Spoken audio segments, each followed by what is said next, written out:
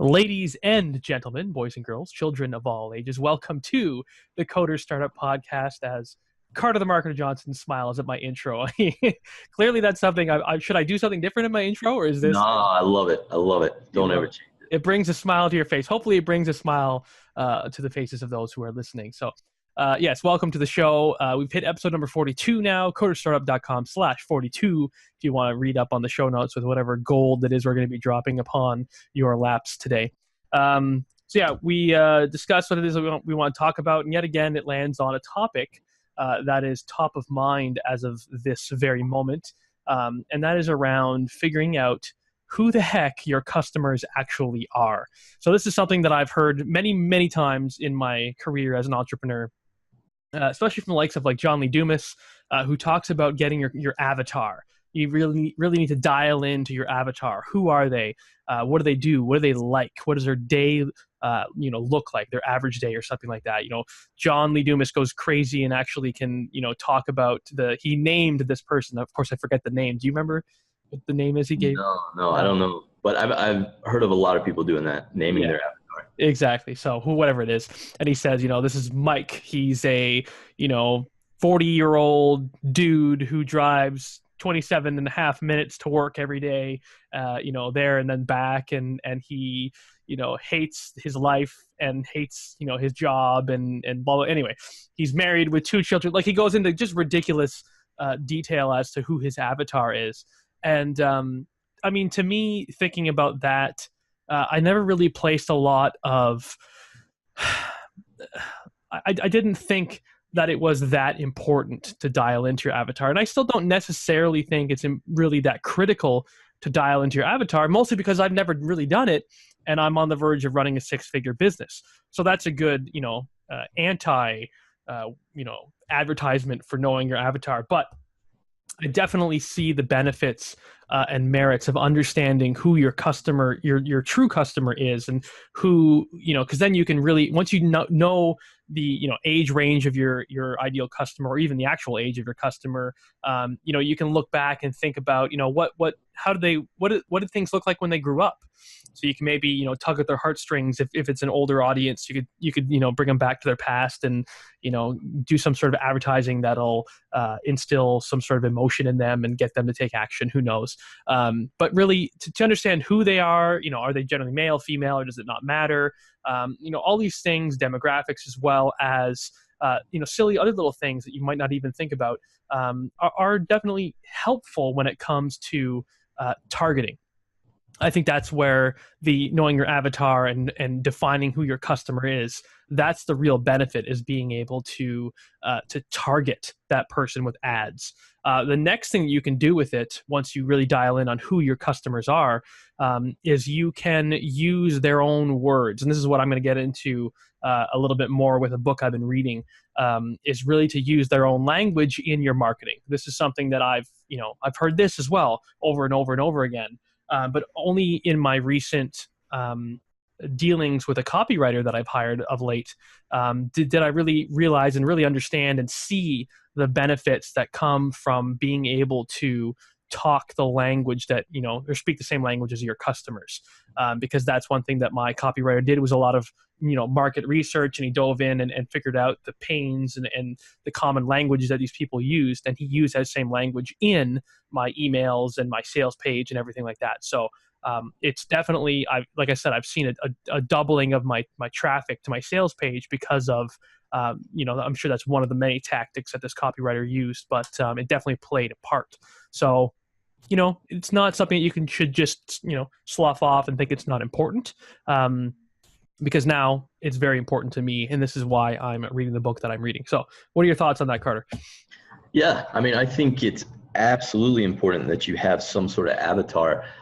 When we were talking about this before the show, immediately for me, what came to mind, Jeff Bezos, founder, CEO of Amazon, and huge investor in a lot of different companies, he actually leaves a seat open at all their board meetings that he deems the customer seat.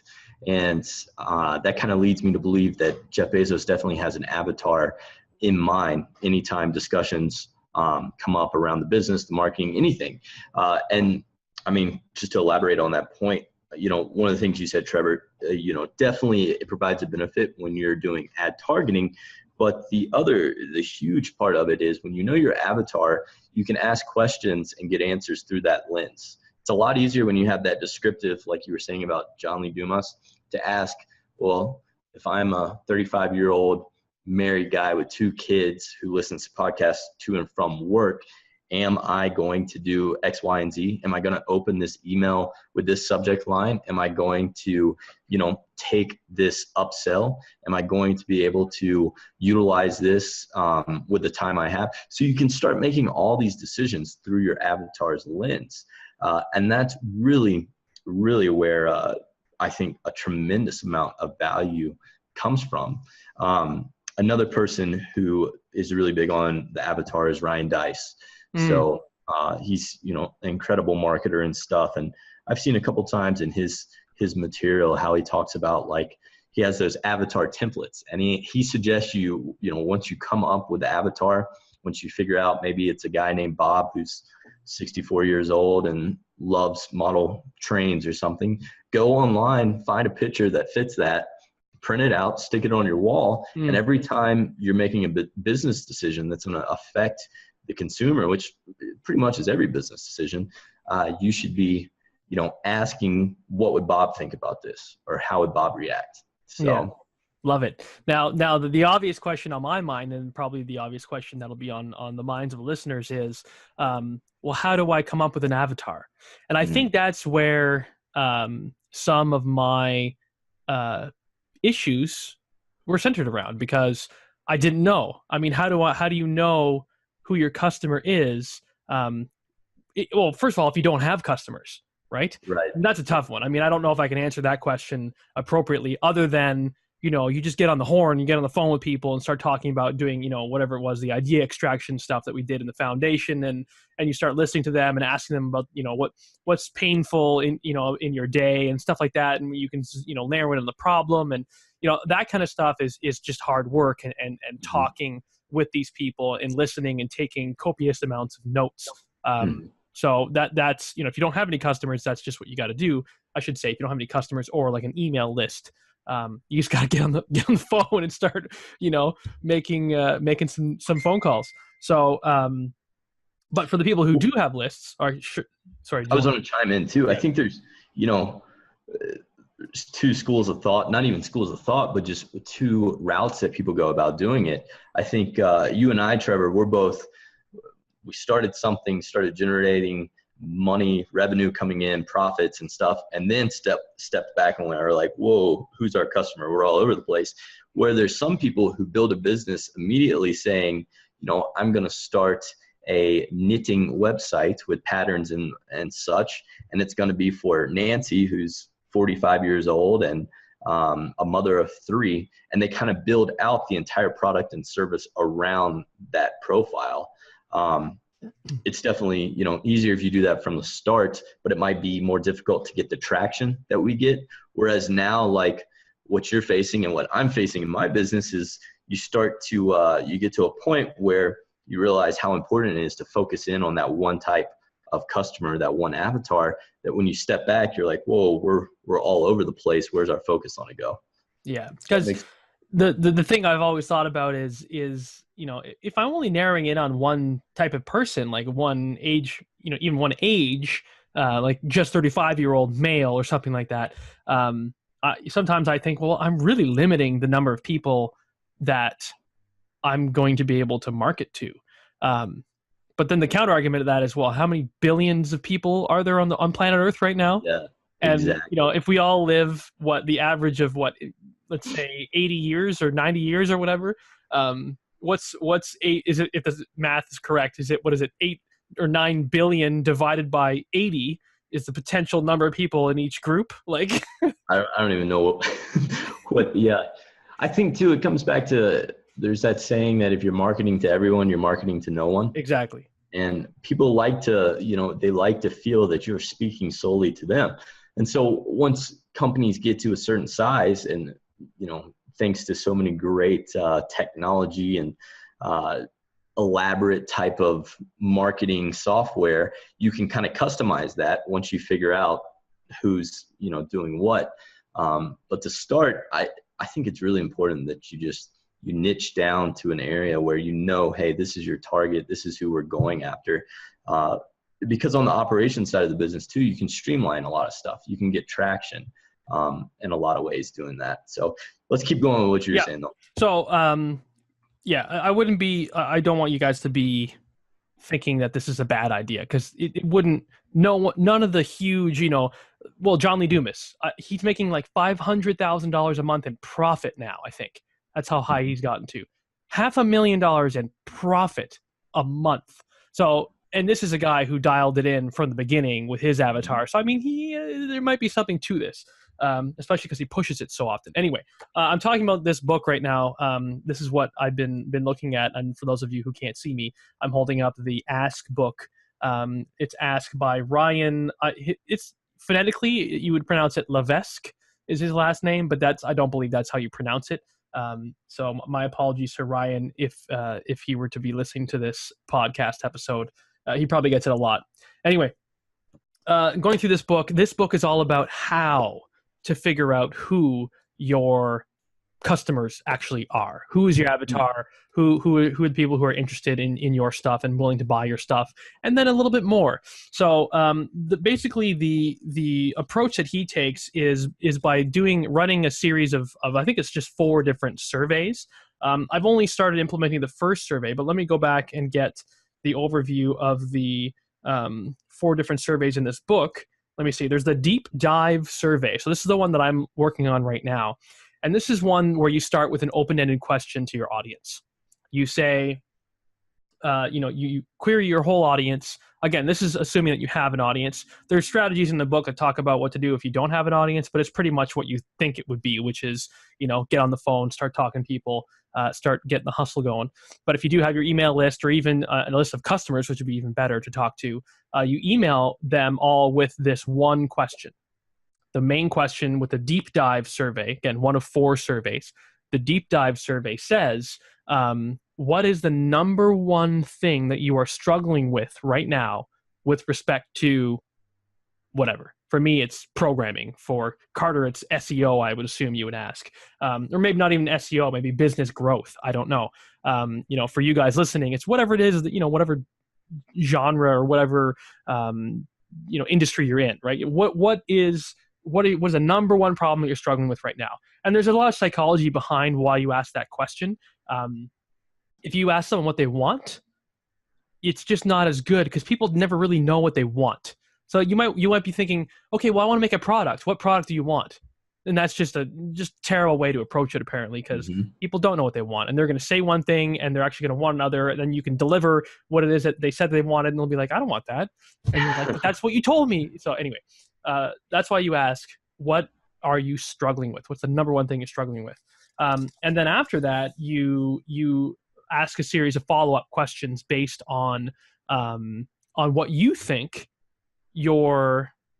matters. Your sort of gut feeling is what he says with respect to your industry and your business. So for me, for example, I'm going to ask questions like, well, okay, there's that one big question, and then they're going to answer it. And it's going to be an open-ended question.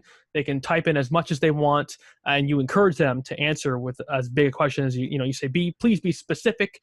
For me, I say, don't just type in, syntax, because, just, okay, yes, I understand. Syntax is tough, get over it. Tell me, why is it that the syntax is so difficult? Don't say logic. Say, elaborate on it. So you have to, get a nice long answer from them. Anyway, after they give that answer, the next question I ask is, well, what is your current level of expertise with programming? So are you a beginner, intermediate, advanced?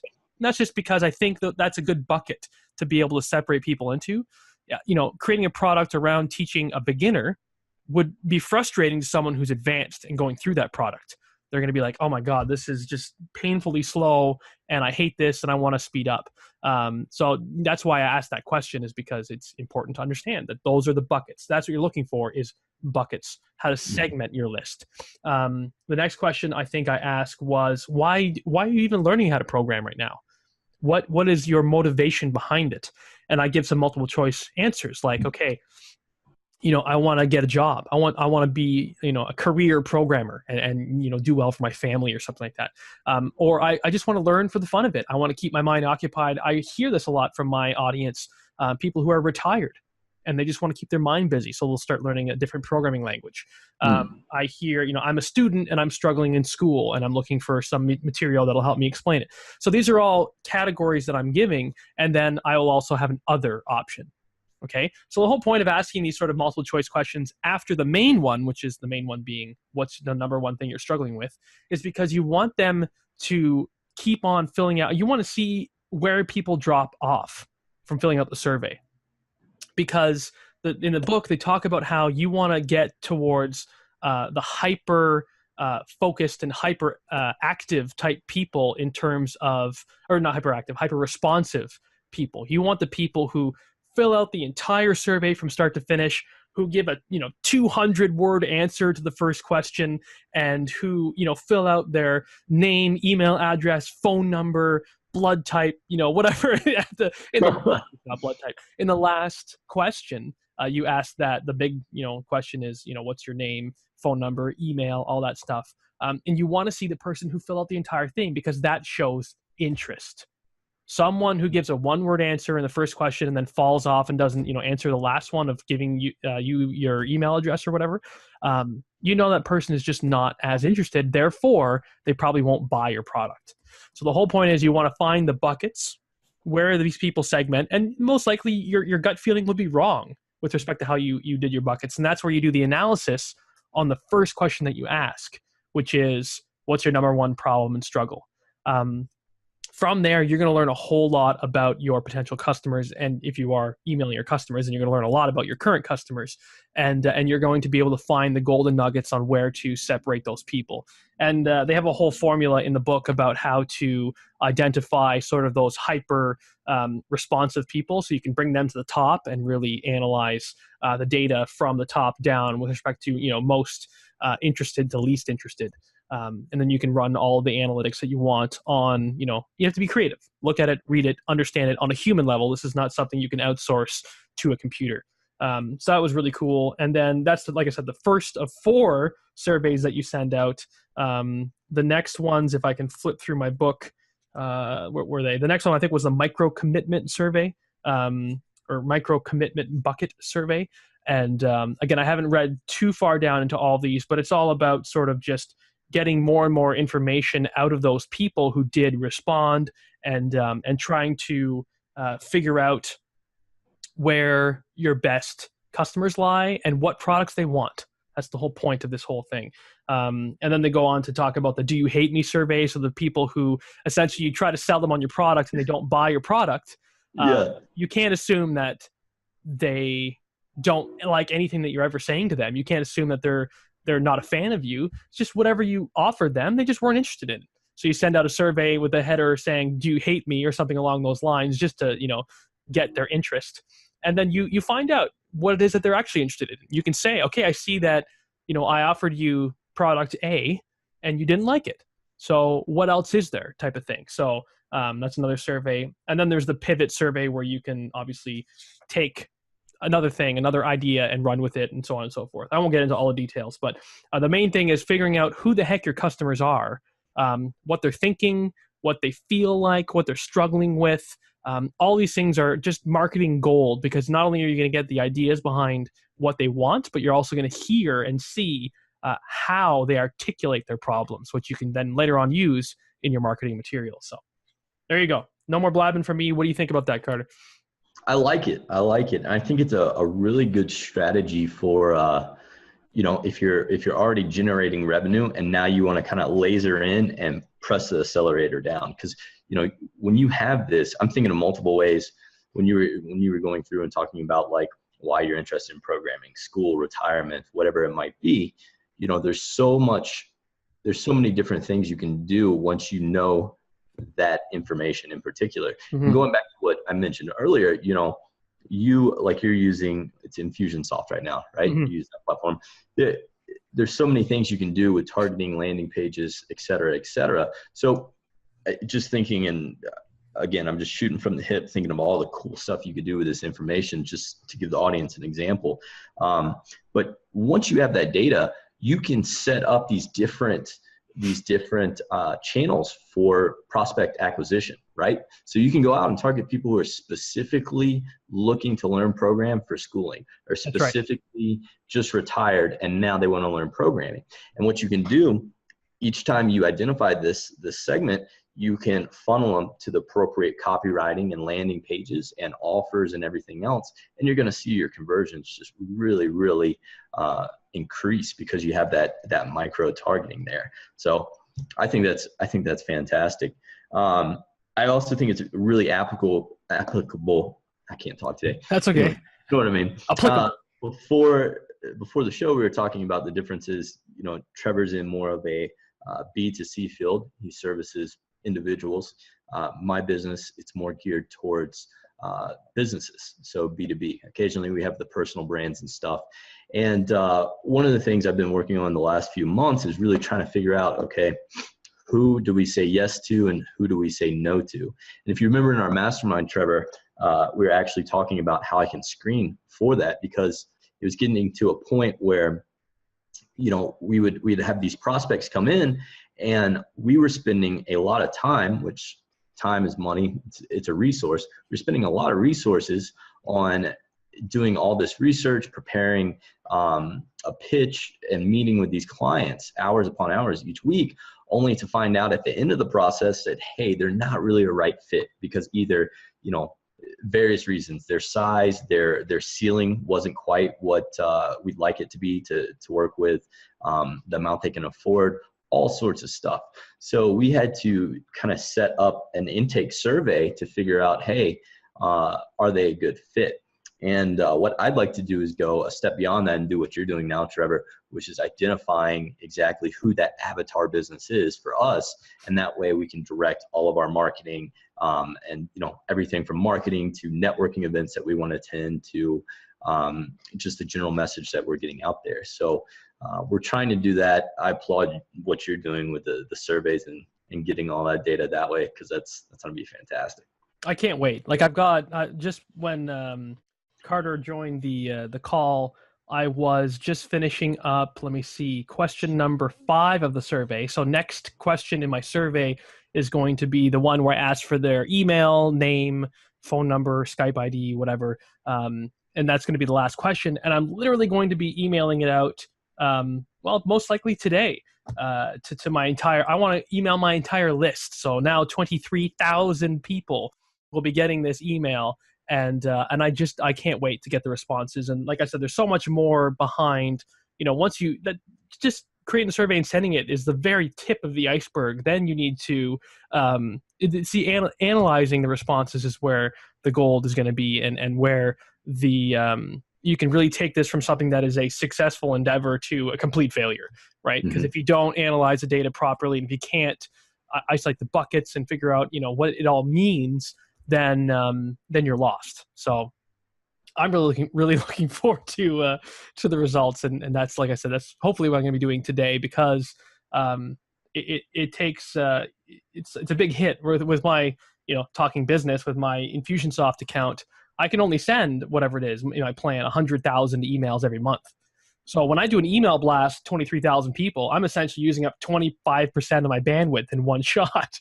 So my account renews in 2 days. So gotcha. I have another 50,000 emails I'm allowed to send. So I was like, I just want to get it in either today or tomorrow, so that I can use up what I'm essentially paying for anyway. So that's neither here nor there. But yeah, I'm excited. So where do we go from here? What do we? What other topics are there around? Oh, I know. So another strategy that I had this in my mind. I should have written it down. I didn't. It is to get even more ninja, not necessarily ninja with this, but to dive in even deeper. I want to interview my successful candidates, or not candidates, students who've gone through my teaching, my program. I want to get all the successful students. And I know who's successful because I can see that they've, you know, rated, you know, 10 out of 10 and 9 out of 10, stuff like that. I want to get all those people who gave me such positive feedback and I want to reach out to them, and I want to say, hey, I want to talk to you because, I have to give them some sort of an incentive, but I want to talk to them because how much useful information do they have in their minds that I just don't know about yet with respect to the journey that they've gone through from Totally. Potentially being a beginner in programming to learning how to be an advanced coder and getting a job. So that's gold in just understanding the struggles that they had to go through, ways that I can improve my product, ways that I can talk about marketing my product, and even using the conversation itself. I'm hopefully going to record the conversation so long as they give me permission, and use that conversation as a part of my marketing. Because how impactful would it be as a potential customer to see and hear from people who started in exactly the same place that potentially my potential customer does or did, to start in the same spot and then see the journey and hear about the journey and see the end result. I mean, there's nothing more powerful than the social proof of being able to see a real live true person telling an honest story about how they were helped by purchasing this product or something like that. So very excited for that. So that's definitely another pro tip for those of you who potentially already have customers. Don't be afraid to get on the phone with them and talk to them, because I'm holding myself accountable right now, live or not live, but publicly on the podcast, and saying I hereby swear that I will be doing this and following up with my students and talking to them on Skype or something like that. And I'm going to be doing it. And there it is. I can no longer not do it. I've made my stand. So there you go. There you go. There you go. Beautiful. So there you go. I think it's pretty straightforward. It's a pretty straightforward tactic to figuring out who your customer base is. And like I said, you do need an email list. You do need potentially a customer list. That would be the best one to start with. But if you just have an email list, that's fine too. And that's what you need to start. And if you don't have an email list, guys, it's not that difficult to create an email list. Okay, we've talked about, I don't know how many times I've mentioned SumoMe, SUMO me.com, I believe. No, I think it's sumo.me, isn't it? No, maybe you're right. No, I think it's sumome.com. Yeah, right.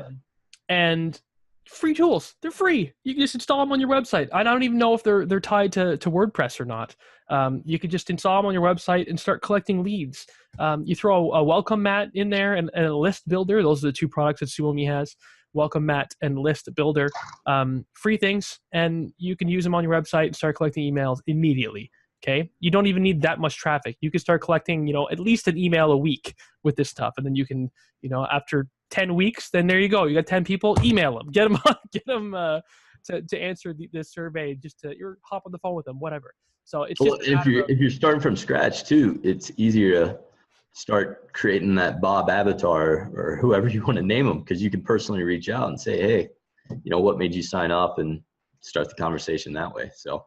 Yeah, I mean, as soon as that first, you can, even if you get one customer, get on the phone with them. Figure out a way to get them on the phone. Build it into your app, build it into whatever it is that you have going. Get their phone number, call them.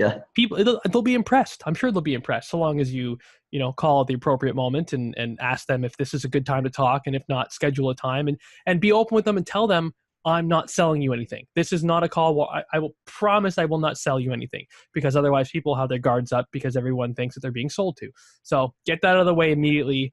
I'm not selling anything to you. I just want to talk, and I want to make, whatever it is that I have now even better, therefore making your life better. So do it. Not very difficult to do. Do you have any closing comments for that? Any apps of the week that you want to talk about? I guess the book of the week is Ask. Yes, book of the week is Ask. I don't have any apps that, you know what? Let's do a shout out to Zoom, because I love Zoom and I hate Google Hangouts. Yeah. And so let's do a shout out to the app, which we're using right now to record the show, Zoom Meeting. It's fantastic. I think it's Zoom, ZOOM, or was it ZOOM? I don't know how to. Yeah, ZOOM. Z. Oh, okay. I guess I'm Canadian. Z. Whatever. Oh, you guys say Z differently? I didn't know that. Yeah, Z. I guess is what we say. Well, that's what I started with, ZOOM, right? That's what I said. Yeah. Yeah. Anyway, ZOOM.us, not .com. .us. Yep. So yeah, it's just an app that you can use to. It's great for editing purposes as well. If you're interested in learning more about the app, so it's myself and Carter. My audio levels are always really quiet because I'm using this nice professional microphone. Carter's levels are always usually loud because he's using a not so professional microphone. But what Zoom.us does is not only does it help record, but it also helps balance the levels and do all the sort of stuff behind the scenes that I would have to be doing anyway. It does it for you automatically. It converts it, compresses it into MP4 format, AVI format, whatever format you want, MOV or something like that as an output.